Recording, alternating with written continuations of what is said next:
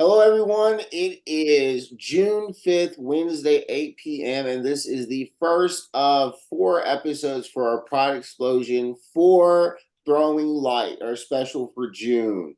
I just want to remind everybody that we're going to be doing extra episodes on Wednesday at 8 p.m. We have Laurel Li this Wednesday at 8. Then we have Pup Atlas and Mama Dawn and Pup Kylo on June 12th. We have Tobias Perry on June 19th. And then we have Marcus Barella, our former IML 45, on June 26th at 8 p.m. Throwing light. If you're not throwing light, you're not acting right. Remember that.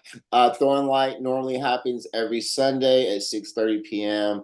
I usually record those live on Zoom, so keep up with our Sunday schedule too. With that being said, we're going to go ahead and we're going to introduce our first guest. But remember that this is a collaboration that was inspired by ashwellatx.org. Please visit them. They are local providers that help with lots of necessary health services that we might need in our community, such as, STD testing, food banks, things like that. So please learn about Ashwell TX, and if you can, donate towards them. Let's go ahead and get started. We've got our first guest for Pride Explosion, Laurel Li. Hello, Laurel. How are you? I'm doing well. How are you, Louis? Good. So tell people a little bit about the impact that you have been in the community. You are a former title holder. Why don't we kind of start there? Sure. I was Miss Texas Leather 2020 and the inaugural Miss Dallas Eagle 2020. So, which was an interesting trip to be a title holder during the pandemic, Right. right? Did Because we got our titles and then 2 months later, COVID hit. So what did you do in that time frame with COVID? How did you navigate being a title holder during the pandemic? I think everyone navigated it a little differently. We were trying to keep our home bar first and foremost. So the Dallas Eagle, of course, couldn't have people there. So we first sponsored a fundraiser just trying to get salaries met for the people that have always been there to support us. And then the Black Lives Matter um, marches started happening after the death of George Floyd. So we were involved in going to those protests and speaking out there. Um, and of course, everything's just kind of as you could. I know everyone's personal life also took a toll. Just trying to keep your spirit up while trying to keep everyone else's, and trying to be an example, but not being able to physically be with everyone had its own difficulties. And I'm not gonna lie, my drinking got really, really bad in that time. Um, it was not where I wanted to be. And I don't know, I guess in a way it was also a wake up call. Um, and having the space to do that. I don't think, I don't think I would have hit sobriety had it not been for COVID. Interesting. You said that your drinking did get bad, so it got bad before it got worse before it got good. That's what I'm hearing. Yeah. I finally got fed up with my own BS. And that's how I finally got around to quitting. That makes Right. sense. Yeah. No, I totally understand. And the bulk of what we're going to be discussing today is sobriety and how to have pride over that and not shame. Everybody went through the pandemic, everyone dealt with it in their own way. That is something that obviously affected everybody's mental health. And um, being a person in our leather community, where we do uplift and want good mental health, obviously that was a challenge for you and your mental health. Did you seek any kind of help while you were going through this during the pandemic? Did you do counseling, or what was your fed up moment? So I had been actually seeing a counselor prior to the pandemic and prior to the title run. Um, and she knew enough, helped me like come up with my speech for my title run, the whole nine. And then her services shut down Yeah. before telemedicine came back up. Um, that didn't mean that I wasn't still trying to do the self-help books and talking to other people who had gotten sober, Yeah. and just kind of reaching out here and there as I could. Um, because I knew that it was too much, but I couldn't make myself stop. Um, and my partner at the time versus Bjorn, because the South Central community, Bootblack, uh, was actually incredibly supportive and patient with me. And I think that made a world of difference also. Um, he was there on the days when I was like, I'm going to make it 3 days, 3 days sober. I can do it. And that day three was my tipping point every week. Yeah. Uh, so on that third day, I would be crying, going, I just want to drink. And he was like, he was starting to consider rehab when I finally had had enough. And I was like, I'm done. Take it out of the house. I'm not doing this again. But I tried Dave Carr's quit drinking. I've been to AA meetings. I've been to been through so many Brene Brown self-help books. My prior counselor was actually an addiction counselor prior to going into therapy. So those conversations helped all the thoughts kind of coalesce. Uh, and the date of, I guess I'll be a little vulnerable. I had gotten drunk one night and was stumbling around the house. I was sleeping on the couch so I wouldn't wake up my partner. And I couldn't find the couch again when I went to like lay back down. And I fell and smacked the back of my head. And went back and like watched security footage of me like stumbling around the next morning and felt so much shame and embarrassment and guilt. And I was like, if anyone ever saw this, I would be mortified. Why am I doing this? Yeah. And that was I'm sick of my own stuff. So, and it's kind of the weird part of how shame is unhealthy for addiction and at the same time can be a massive driving force.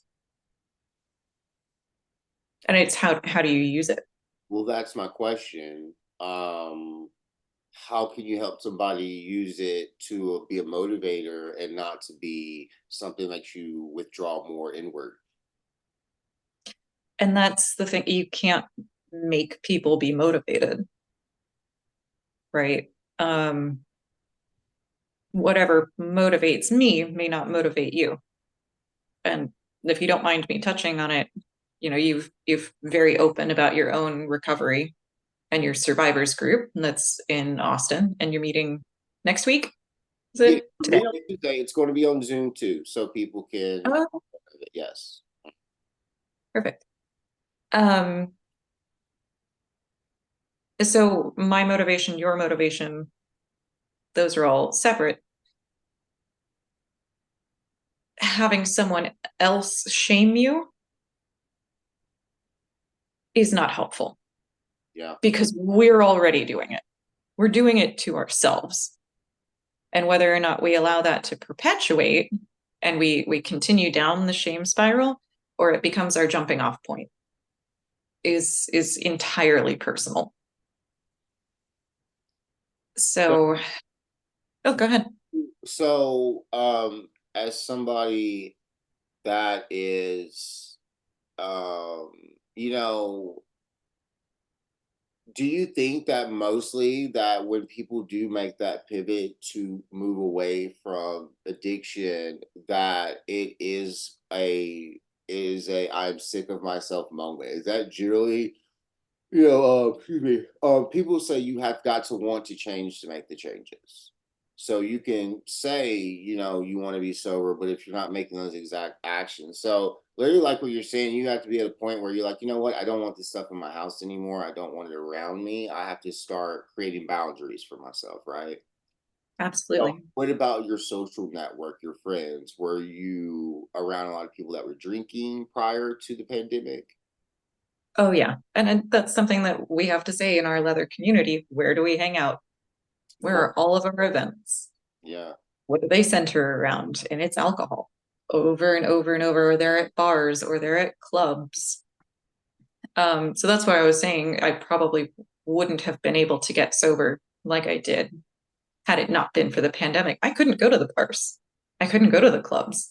And it was just me going, hold on, I don't have a firm grasp of my alcohol consumption, and I'm not going out and being social. I'm not having it just to relax, right? Which is what we hear all the time. Oh, it's just to relax, just so I can be more social. Until you have to have it, and it's a crutch. that makes sense. Yeah. Did you carry the title for 2 years? Was it when did you Right. So the Dallas Eagle is under new ownership. It is a completely new club. I actually just met the owners at Austin Kink Weekend, and they're kicking off. There's a Pride after party there today, actually, or yesterday, early this month. um, and they are interested in having more female clientele and customers coming out. They have invited me to come out and visit the bar. Um, I'm still wondering on that one. My home bar is not the same place. I'm Um, there to judge the Dallas Eagle competition and on the 21st to the 23rd. So that'll be my introduction to everything, I guess you could say. Sure. Yeah, the previous one was owned by Jeffrey Payne, Yeah. who owned International Leather Sir Boy and Community Boot Black titles also. Yeah. Um, but 2020 was supposed to be the first year of having a Miss Dallas Eagle. We've had Mr. Dallas Eagles for many years. Um, so I believe the new owners are looking at doing a Miss title next year. So 2025 Okay. was the Awesome. discussion. Um, and then I suppose Goddess was believe Goddess was the first person to come back and take the Miss Texas title,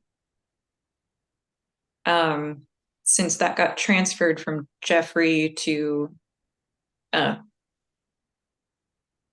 Lewis. Yes, Luis. So Louise, thank you. We um, people confuse us all the time. No worries. it's the pronunciation, and I'm going, wait, which where do I put the accent? Exactly.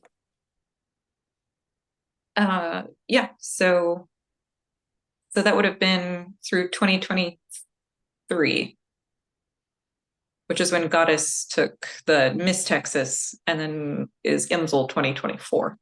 Because I was at IMSL when I was doing my step down speech by video. Okay, cool. Yeah. Yeah. So, you mentioned the survivors group. The survivors group that I've been putting together, which is going to be this actually would have occurred after this airs, which is June 4th at 7 p.m. We're meeting at Cherrywood Bar in Austin, but this will be Zoom. So people can join in and participate and watch. It'll just be focused on me and Miguel, the host, and we'll be able to get it in a place where people can ask questions or be a part of it. What I'm essentially trying to do is to try to lower the shame, obviously, and teach people in the community to be there for people in addiction, rather if they have experience with it or not, to not shame, but to help or to move people into the direction to find people to help them. Um, it makes no sense with the different things that we struggle with. We know addiction is a big thing in our community where we go through life with lots of rejection and things like that. It doesn't quite make sense that we are shaming ourselves in our own community. Why do you think we don't have the compassion that we need to help those with addiction, even those that are sober? Why is there this kind of like step away type of thing when people are under addiction? Oh, there's so many parts to that question.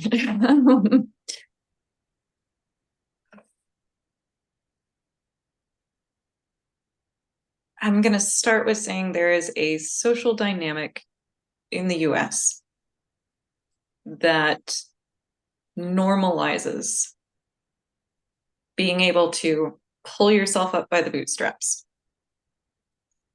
You shouldn't be struggling. You have every opportunity. Why can't you just? How many times in a day do you hear that about every action you take? Every tiny little thing. It's no different when someone is struggling with addiction.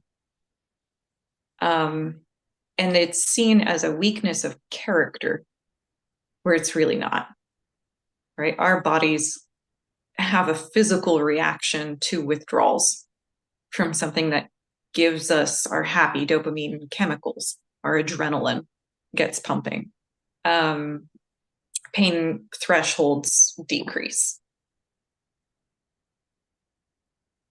And it's partly that kind of Puritan thinking of like, oh no, you're struggling, therefore you are not worthy.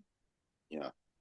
And it actually just kind of collapses in. We've got like generational trauma from parents coming through and saying these same things. We've got social pressure, we've got pressure from friends, and people are very, very uncomfortable with talking about emotional struggle, which is the foundation of how addiction gets to that shame point that's hard to get out of, is we don't talk about it. We don't talk about those hard emotions. So I think being able to say, I'm not perfect. I mess up. Being able to say that as someone who's a title holder in our community, and to be accountable, and how do you come back from those actions? They're just conversations that we don't know how to have.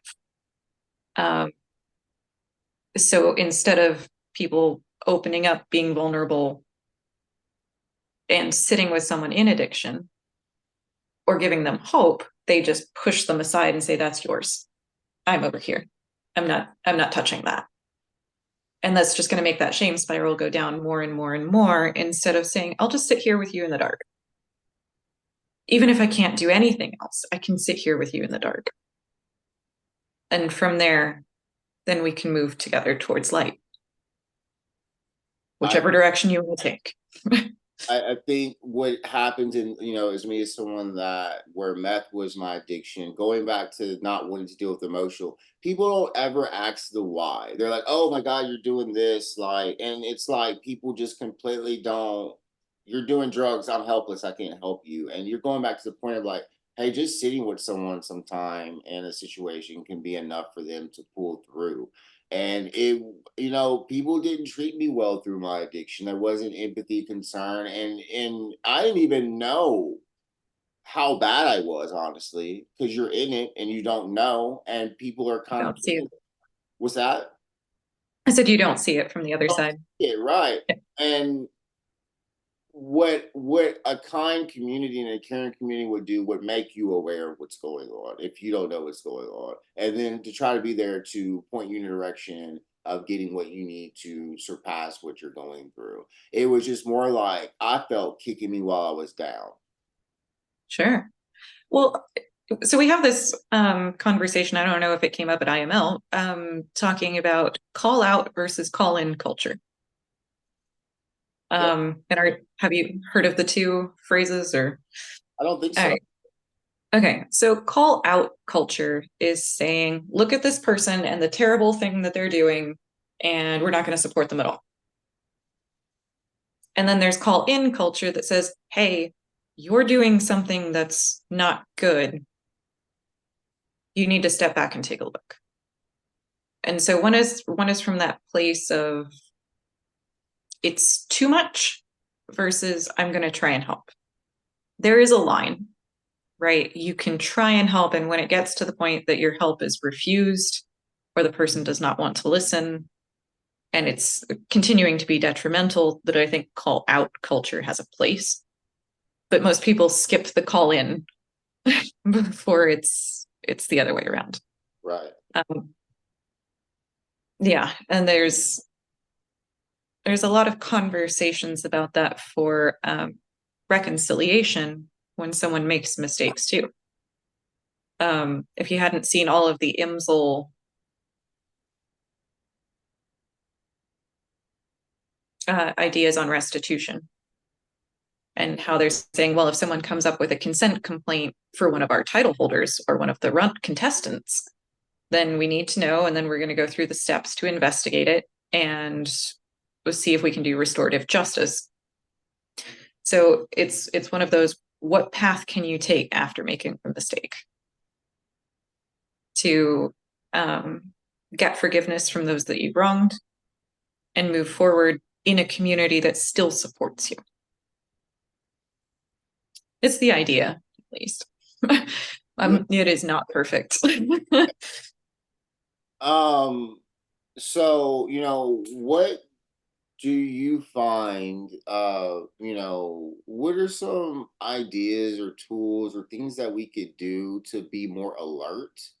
How do we teach a culture of compassion and not judgment? Like, what can we do as a foundational thing to start having a more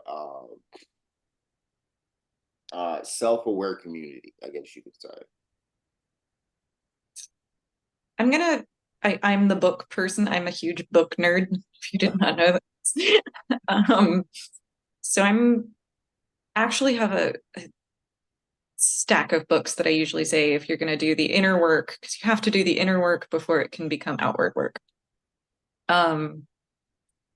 If we're talking community,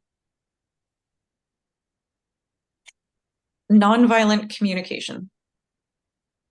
I actually have a copy. Because of course I do. Show us, please. So it talks about how most of our language is unintentionally violent. Okay. Because we're not curious about what the other people say. We're not straightforward in what it is that we're asking for. And when we say, I feel, it's a lot of times a judgment-based statement. I feel that you are being mean. That's not your feeling. That's what you thought. So starting there. That's great. I have a degree in communication studies, so that's right up my alley. If you haven't, this Marshall P. Rosenberg. You got it. It's a super great read. And then pairing that with something from Brene Brown, who specifically is a shame researcher, like Atlas of the Heart. Happy, meaningful connection.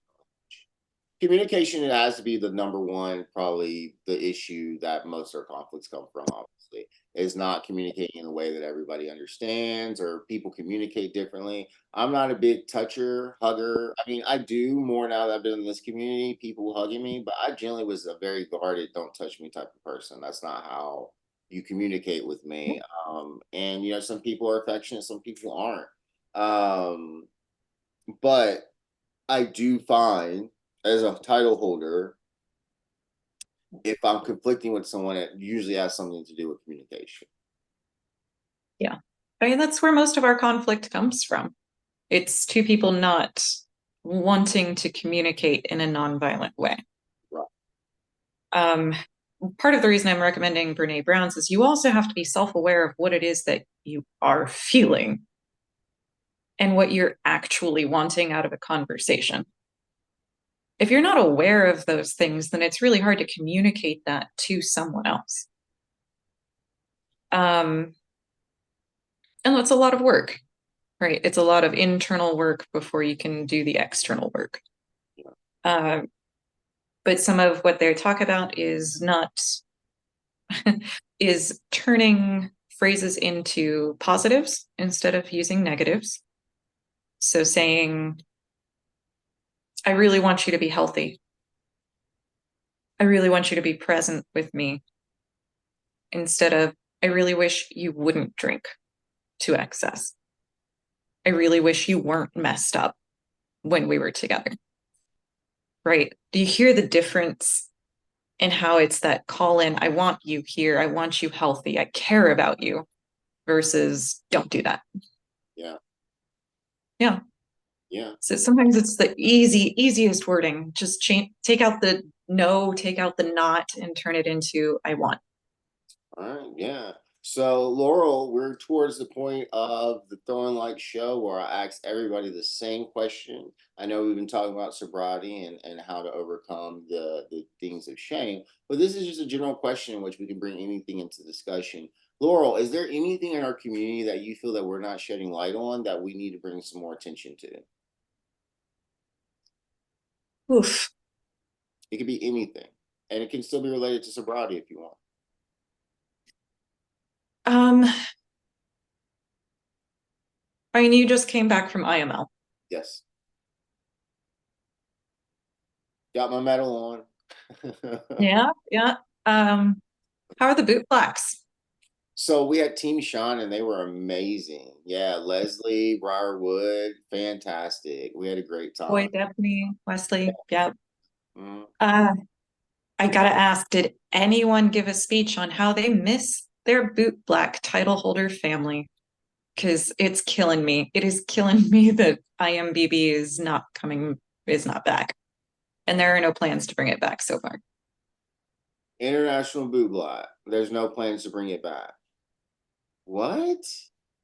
I didn't. You were talking about that restorative justice thing. This is kind of where I'm like, hey, IML board, what are you guys doing? They've been sitting on this for a couple of years now.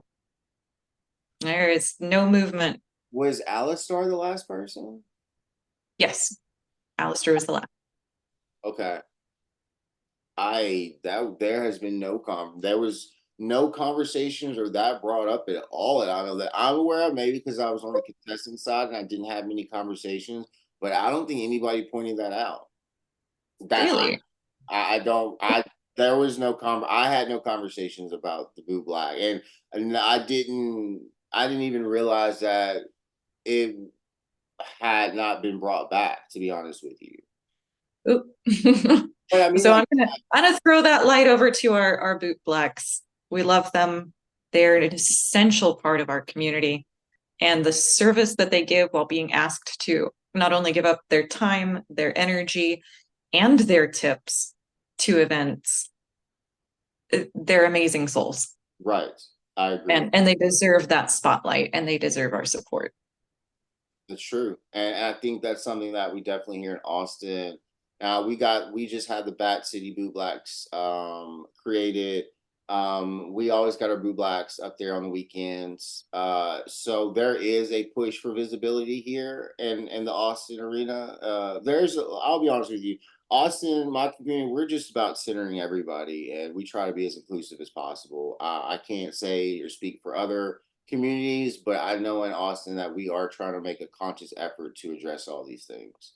Um, and I love it. yeah, it's happened. And I mean, everyone can come down here and see for themselves. We try to make sure that, we're honoring the women of our community, the boot blacks of our community, not just people that have titles, but people that have a heart in our community. And there are people that are doing constant work here without titles. So we know that you don't need a title to make an impact in the community. It's nice to have this as a way to lead. Don't get me wrong.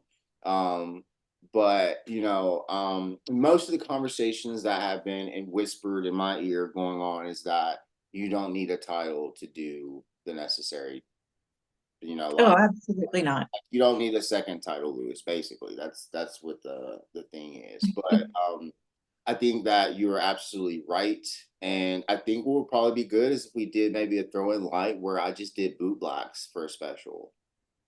I mean, like I said, they get asked to do a lot. My Ursus Bjorn got asked to do an event and had to turn it down and renegotiate what they wanted to request of their boot blacks.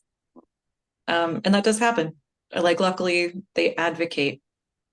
So We need to advocate for them too, and especially our transgender title holder runners.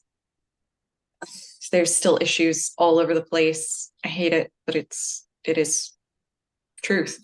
There was a lot of, because one of my close title holder friends that went to IML with me is non-binary, and that's just been a struggle for that person, and I see the struggle.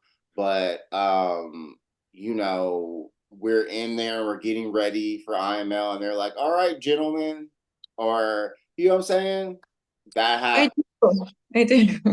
Yeah, so, and I knowing that, there are two or three people in my class that are non-binary and they don't like that. But it's this again, I don't know if it's patriarchal language here, but we tend to sometimes police the things in heterosexual communities that we are trying to get away from. I don't know. I think that I'm curious, what do you mean by that? wait, I lost my train of thought. Bring me back. Okay. Bring me back. Where? Uh, so we were talking about addressing non-binary trans people in a group. Yeah. So what I meant by so the thing is that there are non-binary people and that are running for titles. There are trans men running for titles in that realm, but also the thing is that how do you acknowledge everyone that is now running in these international leather competitions in a way that's respectful? Because again, when I several times as we're getting ready, the word gentleman was used. Okay, as we were getting Okay. ready, and people would make a comment. And even in our IML group chats getting ready for it, people have made it very clear that I'm non-binary, I go by these pronouns and things like that. It doesn't seem on a large scale that people are trying to make that awareness happen, and so that's why we're still having these traditional gender issues. And we're the community that is about like individuality, so it does not make sense that we do have these toxic masculinity tendencies. Is that fair? That's fair. Okay. That's fair. That's I mean, that was one of my interview questions was about toxic masculinity when I and during yeah, yeah, and what I thought about it, and it came down to this the stigma of emotion, that in a stereotypical toxic masculinity way, that men are supposed to come up and not emote. And you talked about violent language. They don't compete. They go to war. That's what they do. They don't Yep. communicate. They go to war. And Who then needs you just like hit someone, right? Is that how it's supposed to go? it What are doesn't. these words? To me, I believe that war is the last transaction that is done between men. You have to think about how many, women leaders that we have in the world compared to men leaders. That doesn't make sense, obviously, because there's this idea that women can't be leaders and things like that. But look how men negotiate. Look at them. They get what they don't get their way, they want to blow things up. To me, that's more emotional than you could even compare to anything because you're saying, I am beyond communication. I need to throw a bomb on you. Yeah. That And unfortunately, it's not the last resort for a lot of places. It's almost the first, exactly. which Or is first. just ridiculous. And it's ridiculous because all these innocent people, and that's when it comes down to all these wars, and people be like, oh, you're pro this, that. Nobody wants to see innocent people die, no matter where they are. Like, nobody wants to see that unless you are a war hungry person and you like seeing people hurt. Nobody, I don't care what country you're in. I know there are innocent people that are going from point A to point B and their bombs being shot at them. And they have nothing to do with two political people that don't even go to war. They don't. They see all these civilians. So that's a thing. That's a thing. And It it's is. a problem. And until, like I said, until women have an equal footing in this world, it's never going to be right. It's tipped in favor of violence and war. Nobody wants that. Nobody that has an insane brain, a heart, wants to be dealing with war. Fair. And I don't think people, even good leaders, don't want to, and sometimes it is forced upon them. Yeah. I mean, look at what happened with the Ukraine. They Yeah. did not want that, but it was at their doorstep and they had to deal with it in the only way that someone else would respond, a very violent person would respond. It just feels to me that a lot of things that are going on, I don't know whether it's a tendency to harm as to work together. And you just can't convince me that there can't be a world where we don't do this and everyone get what they need. No, It doesn't make sense to me. it is possible. It's more than possible. I don't know why we choose so much to hoard when there is no scarcity. Well, we are about to throw light, and this light's going to be bigger, and we're going to do the opposite of what everybody else is doing. Okay. Works for me. Just keep pushing, right? I was at Pride today. We just keep pushing. A little I, more every year. Keep my pushing. goal is 75 episodes of throwing light this year. Is my goal 75 episodes. All So right, more than one a week. Okay. I'm going to doing more specials. So I've got one a week, but then now I'm adding specials like the Pride Explosion. We're going to do some more art Okay. stuff. I'm going to do the things, strictly do a women's panel. There's a lot to do. Love it. I have the freedom to do it with this platform, but the goal is 75 episodes. So You got this. I believe in you.